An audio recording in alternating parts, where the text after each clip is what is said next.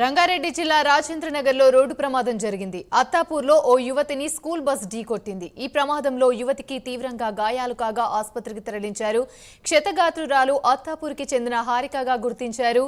ఈ ఘటనపై పోలీసులు కేసు నమోదు చేసి దర్యాప్తు చేస్తున్నారు.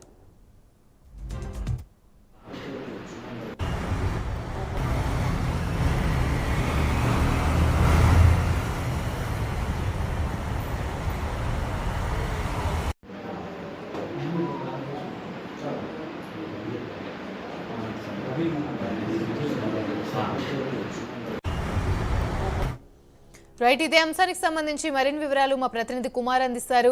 కుమార్, చెప్పండి, రాజేంద్రనగర్ రోడ్లో ప్రమాదం అయితే జరిగింది. అత్తాపూర్లో ఓ యువతిని స్కూల్ బస్ అయితే ఢీకొట్టింది. ప్రస్తుతం ఆమె సిచ్యువేషన్ ఎలా ఉంది? Thank you Gayatri. రాజేంద్ర నగర్ లో ఘోర రోడ్డు ప్రమాదం అయితే చోటు చేసుకుంది.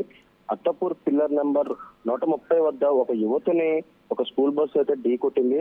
ముఖ్యంగా ఈ సంఘటన జరిగిన సమయంలో తీవ్ర గాయాలైన ఆ యువతిని హుటహుటిన మధ్యలో ఆసుపత్రికి అయితే తరలించారు. ప్రస్తుతం అపస్మారక స్థితిలో వెళ్లిపోయిన యువతిని ప్రస్తుతం డాక్టర్లు అయితే పరిశీలిస్తున్నారు. అలాగే ప్రస్తుతం ఆమె పరిస్థితి కూడా విషమంగా ఉందంటూ కూడా ప్రస్తుతం డాక్టర్లు అయితే చెప్తున్నారు.